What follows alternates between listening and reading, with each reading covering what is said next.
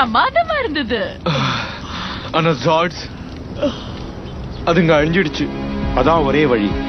நீங்க காரியத்தை முடிச்சிட்டீங்க. அது உண்மைதான். அவனை தடுத்துக்க முடியாது. அப்படியா விஷயம்? ஆனா சண்டை முடியலன்னு தோணுது. ஆமா, இன்னும் முடியல.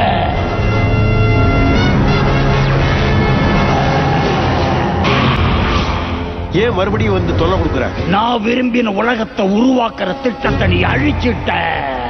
இருந்தாலும் நான் போதுமான டைனோரத்தின சக்தியை எடுத்துக்கிட்டேன். இதோ என்னோட உருமாற்றம் நிகழப் போகுது. கடைசி கட்ட போராட்டமோ இதோ ஆரம்பமாக போகுது.